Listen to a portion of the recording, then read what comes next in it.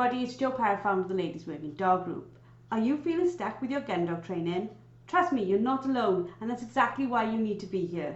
Every week, we're bringing you the best tips and hacks to make training your gun dog easy peasy. We'll keep it straightforward, no fuss, just actionable guidance that you can put straight to use. So let's get started. Hello and welcome to another episode of Found It, Fetched It. This week we are going to be talking to Lottie Clinch all about her journey to the heart of the Countryside Alliance. How are you today, Lottie? I am very well, thank you. Glad to see the sun is shining. I'm really interested in this conversation because a lot of our listeners might have heard of the Countryside Alliance. They might be aware of the organisation, but they might not be really understanding of what you do. But before we get on to your career, let's start with what ignited your love for field sports. So I am one of these people who hasn't been born into a family living and breathing field sports. I segued into field sports through my love of horses initially, and also through some really positive influences in my life, particularly my great aunt, Gilly. So I moved down to Sussex from Yorkshire when I was about 7 or 8 years old. And everybody at my school was dancing. But when I moved to Sussex, everybody did horse riding. That was the thing. And fast forward 10 years later, I was an absolutely avid equestrian and I was eventing a lot. But then I had to move to university and sell my horse. And when I decided to get back into riding, I took up hunting. That was my sport of choice because it didn't require quite the commitment of eventing, but still meant that I could keep myself in the saddle. And at that time, I had lots of friends who were into shooting and fishing. And I was just very lucky that friends and boyfriends took me under their wing, and I just fell in love with the sports. When you grow up in a rural community, most people or most teenagers who have an interest in the countryside fall in love with beating. And that was the same for me. When I was in secondary school, I was beating fairly regularly, and then you just get to know people. And like I say, I've been lucky that people have taken me under their wing and shown me the way. So through hunting, I then fell into shooting a bit, and then through shooting, I fell into fishing. And now here I am with a firearms license, a shotgun license, a couple of rods. No longer horses, but I think that's hopefully temporary. But my love of shooting and fishing really came from my great aunt, like I touched on. I was lucky enough that in 2020, at the age of 83, my great aunt decided to hang up her cartridge bag and very kindly gifted me her Old English side-by-side. So that was the first gun that I ever had for myself. And I started shooting with that only as early as 2020. So we're not talking a long time ago. And then from that, again, I got into clay shooting and then into game shooting. Isn't it funny, you're the second person now that I've spoken to in probably the last couple of months who has touched upon how a great aunt or grandmother has got them into this sport. And we talk quite a lot about the female's role in the countryside, but these ladies were the pioneers for us, weren't they? They were out doing what was definitely, without doubt, seen as a man's sport.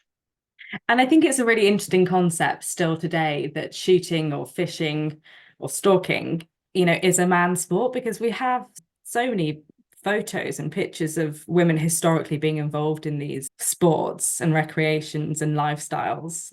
And yeah, I think it is really interesting that it's great to see now women doing it more. But the idea that women weren't already doing it is an interesting one, because they definitely were. We just don't talk about it as much. So it's nice to see that we share that a bit more now. Absolutely. So you've got quite an interest in quite a range of different field sports, because sometimes people are very much one of those categories. To cross a lot of those categories, that's slightly more unusual, isn't it? Yeah, so I am a true jack of all trades and master of none. I don't pretend to be particularly good at any of them, but truly I love them. So for me, I was lucky enough to be introduced to stalking And for me, I think that's my real passion. I think it comes down to the sustainability element of it as well. And for me, it also gives me a huge amount of headspace, which is really important. So don't get me wrong, absolutely love nothing more than walking around rough shooting with my shotgun and having a laugh with friends. That is the joy of game shooting for me. But stalking just gives me something a little bit different. And I think it's the solitude. And I think it's also that kind of process of harvesting a wild animal from start to finish and doing the gralloch and the butchery. I don't shoot great numbers of deer, but most of the deer that I do shoot end up in either my fridge or freezers of friends. And I think that's what's a really nice part of it for me, is that hobby side of it that you can share with other people. And when it's like a really frosty, cold November morning and you're sat in a high seat and you're watching the world come awake, nothing beats that for me. Like, that is what I love. But that said, I was lucky enough that me and a couple of friends took on the lease to a little small rough shoot this season for the first time, which was just so much fun. And going out and feeding the birds and doing it ourselves and introducing friends to our little patch and to come out with us. And we don't get big bags, but just to be able to share that with friends was great fun as well. So I think it's the camaraderie of field sports that's really lovely too. But I have been lucky to be mentored really well by some very kind, generous people, and that has been a massive privilege. So, who accompanies you dog-wise on your field sport adventures? Sprout and Bramble are my two tearaway tackles. They are firmly on the lead, but they do come everywhere with me. I've got a great photo actually of Sprout fishing with me when he was a tiny puppy and he zipped into the front of my coat and I'm throwing a cast out and you can just see his little nose poking out, which is very sweet. So yeah, Sprout and Bramble come everywhere with me. They've been stalking with me, they've been on shoots with me, they've been fishing. I even have photos of Sprout on the front of the saddle with me out on hunt rides. So yeah, they very much come everywhere. They are companions. Moving on from your love of dogs and of your tackles, tell us a little bit more. So you mentioned earlier that you went to university. Did you go to university to do anything countryside related? Not at all. So I did a law degree. So I moved to London in 2013, did a 3-year degree in law, and had a place to do my bar exams, thought I was going to be a barrister, and then took a year out to figure out what I was going to do. And I actually ended up in banking. And again, you know how life goes. You just follow this sort of strange segue. And by the end of lockdown, I was working for HSBC and I was back in London. And this must have been 2021 now. And I was just couldn't figure out what it was that I wanted to do with my life. I'd figured out this kind of toss up, or was constantly caught in a toss up between having this secure job, but also finding my calling or working for a cause that I really cared for. And a job came up at the Countryside Alliance. I had been a member of the Countryside Alliance since I was a teenager to obviously insure me for my hunting and shooting, mostly hunting actually back then. I wasn't shooting when I was a teenager, but I was obviously beating and hunting. And I just thought that would be a really interesting opportunity to go and work for an organization that not only had I been a member of myself for a long time, but also one that I really cared passionately about. And obviously, the Countryside Alliance is the political campaigning organization on behalf of the countryside. We very much see ourselves and our members see us as the voice of the countryside. So we do all of the advocacy and lobbying and campaigning on behalf of rural communities when it comes to legislation and policy in the devolved nations as well as our own central government and in Europe as well. So a lot of our listeners might be like, so you've explained a little bit of what the Countryside Alliance does there, but a lot of people might think, oh, isn't there other organizations that does this? Or I didn't know Countryside Alliance existed. There are not people who do different parts of it, but you all work in collaboration, don't you? But you all got Absolutely. your own agendas. Absolutely. And the aim to sustain partnership is obviously a big part of that. And that sees all of the similar organizations come together. But in many ways, we have very similar attributes, but we also are quite distinct. And I think our distinction really comes from that political campaigning and the public relations that we do. I think that is what sets us apart from similar organizations. The Countryside Alliance doesn't offer discounts on 4x4 tires or discounts in shops, because for us, we wouldn't want to compete with other organizations on that. Our value and the value that our members come to us for really is in that political representation. When your newsletter hits my inbox, I stop and I read, because I always feel like the important topics are discussed, and they're discussed in depth. I get a better understanding of what's going on politically in field sports. Yeah, and I think that's great to hear. And I think that definitely is where we set ourselves apart from other organizations. The subject matter experts that we have and that I have the privilege of working with is amazing. And that is one of our best member benefits, I would say, is that a member can pick up the phone and speak to a subject matter expert and be able to get that political insight on policy and legislation that potentially they wouldn't be able to get elsewhere, or they would struggle to find on the internet. And that is where our value is. What we haven't touched upon yet is your role in the Countryside Alliance. So what is it that you do? So my job title is Chief of Staff and Operations, and that is a kind of broad role that goes some way to explaining what I do day to day. So one side of my role is obviously the operational side. So I look after our membership team and our events team. So events, shows, and our front-facing membership team fall under my umbrella. We've got a great team who, listening to them on the phones and talking to members, it's just wonderful. They are so dedicated and brilliant at what they do. And then, of course, we have our events and shows. And I took that over at the back end of last year. So this year really is my opportunity to get my teeth into the shows and events that we do. So you'll see us at badminton, at the game fair, at the Festival of Hounds, and there are a few smaller shows too. But I think what's really exciting is that for me, I'm starting to look at our strategic partnerships more. So our affiliations with other organizations, similar to the Ladies Working Dog Group, and seeing what more we can do with partnership organizations.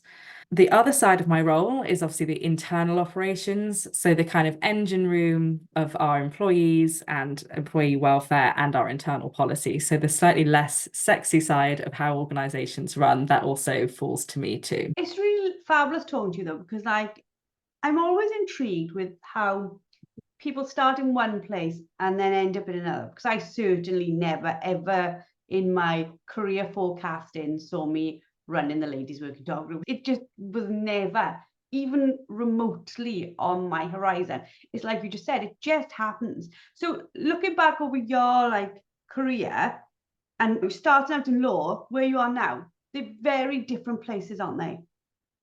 There are, but I think there's definitely skills that I've learned that have helped me. And obviously things like writing internal policies or reviewing employee contracts, like all those sorts of things are relevant to the studying that I've done.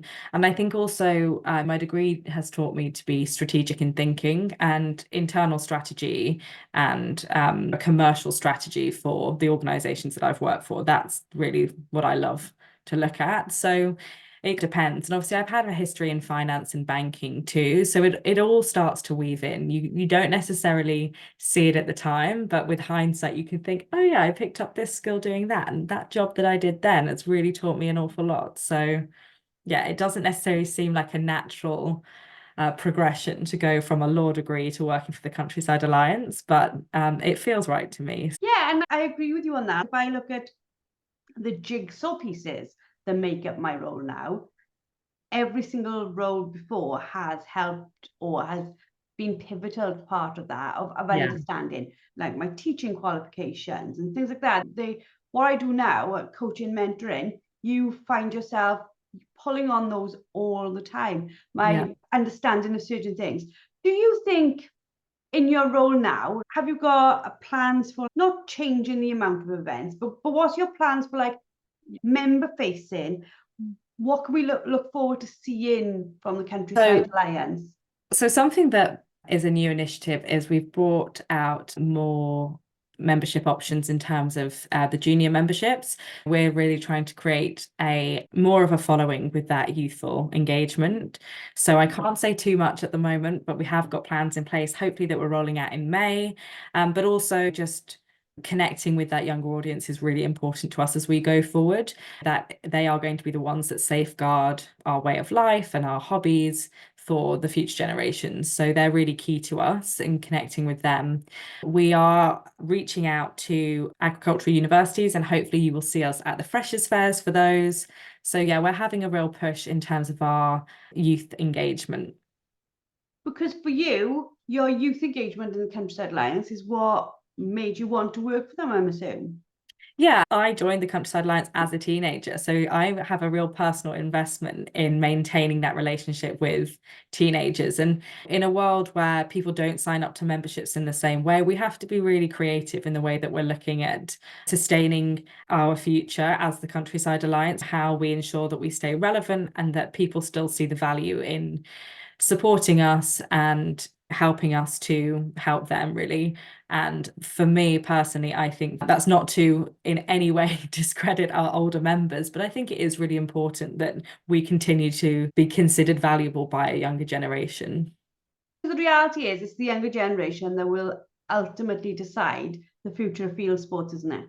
Absolutely, yeah. And a lot of that comes down to education too. So ensuring that the younger generations are equipped and understand the way things work and the way we do the things that we do, and why it's so important that we have the internal, what's the word I'm looking for?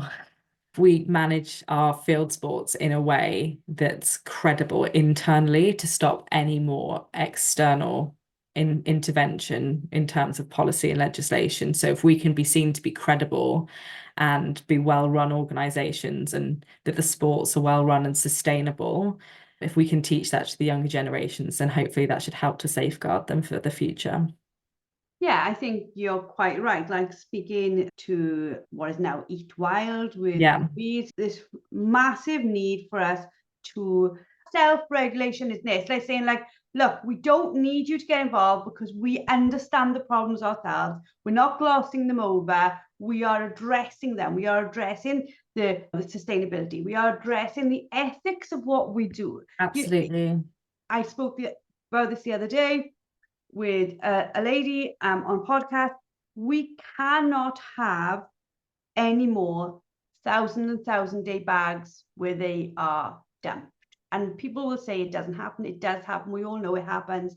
There's evidence of it. It cannot happen. It's not happening across the board. And that's the worst thing, isn't it? It's not the good shoots. It's not the well-run, established places. It's a minority who will make the rest of us look bad. And the trouble is that you can apply that across field sports in general. You can apply it to all sports, field sports particularly, because of the nature of what we do. And I think we have to be realistic about, in order to be seen to be credible and believable, we have to have some seriously credible self-regulation in place. And that can be applied to fishing, to shooting, to hunting, whatever. It's about having the social license to be able to continue doing what we do. And that social license depends on credible self-regulation. And that's why we might bang on about things like the Code of Good Shooting Practice, but it's really important, because if we can't evidence that we're doing things sustainably and credibly and ethically, then we have to question why we're doing it. We have to be honest with ourselves whether we really believe that there is a future for our sports. And I really believe there is, but it has to be best practice. We have to be absolutely sharp, and there has to be a zero tolerance policy, because, like you say, it only takes one minority to discredit the well-behaved majority. So everybody has to get on board. And it's also just the right thing to do. Privileged to be able to do the sports that we do and live in a world that allows us to. And it is a responsibility. It's not a given that we just get to have guns and that we just get to take fish and that we shoot animals. It has to be done in a way that is justifiable and credible. So yeah, that's really important. And education's a huge part of that. I think, like you, I grew up fox hunting, and I think the one challenge we had, even understanding why we were doing it and what our thought processes were behind it, was the fox was never eaten at the end of it, if that makes sense. With what we do with shooting and with fish and with stalking, I think if there is that circle of life where the end kill is then used for meat, not that makes it right for everyone, because it certainly doesn't, but for those who are meat eaters, they can understand and get on board with that process. What people can't get on board with the process is if there is waste at the end. Yeah, and I think that's why initiatives such as Eat Wild are so important, because we've got to be able to create a market for the game that we shoot. And we know that we have an enormous problem with the overpopulation of deer in this country. And it's just such a no-brainer. It's such a lean protein. It's so readily available. It lives such a wild life. And the challenge for us is being able to persuade the wider public of that and get away from this kind of cuddly Bambi situation. And for me, the idea of eating game is far more palatable if we start from venison. That to me is the easiest win. That's the lowest hanging fruit because it's just such a no-brainer. And I know that game shooting is a slightly different prospect, but I think if we can start to educate the public on why it's the right thing to do in terms of wild meat, then we're making some progress somewhere that's perhaps more palatable than the idea of game shooting. You go to Tesco's, you go to Marks Spencer's, you can go to Lidl, you can get venison and pheasant products in most of those now, which is great to see because it is introducing a wider market to the fact that these meats are A, delicious, and B, can be part of their daily food input. Yeah, and I think because we're so involved with it, we probably do take for granted that people don't really understand where their food comes from. And it can be very easy to just call people ignorant. But a lot of people live that way. And it is up to us to be able to, accessible way, explain why shooting a pheasant that's been reared and then eating it is perhaps even more ethical than eating a battery farm chicken. And it's really interesting because when you do polling or research into this, people know that they're hypocritical. People, the general public will know that I know I'm a hypocrite because I eat chicken, but I'm against horse racing, for example. People understand that they're hypocrites. And that really is the challenge, is trying to figure out what it is going to take to have people understand that run shoots with a genuine market for the game that they shoot has got to be as good an option as a farmed chicken. And it's trying to sell that is a challenge. Yeah, because I don't care what meat it is that any of us pick up. We all hope that the animal that it came from had a basic good level of welfare, that it didn't have a bad life and then get killed, because that bit we don't like. We want them to have been treated well up until the point of dispatch.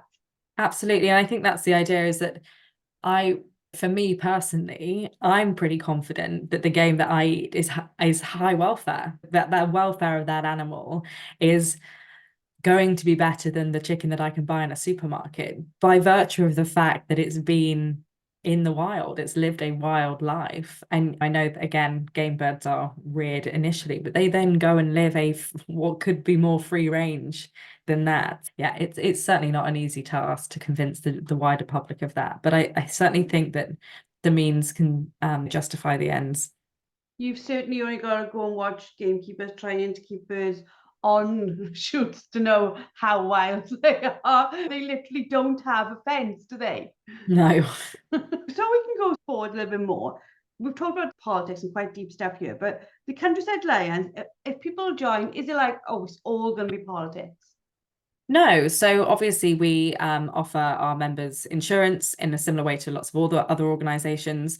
For us, like I've touched on, the value really is in the media and policy information that we can give. We have contacts, our relationship with the media and our relationship with policymakers and those in the legislative process, I think, is demonstrated, like you say, in our weekly newsletters, in our membership magazine. You really can understand that is our bread and butter. So it's not all boring politics. Hopefully that it is pretty stimulating, but that is the bread and butter of what we do. We are a political campaigning force.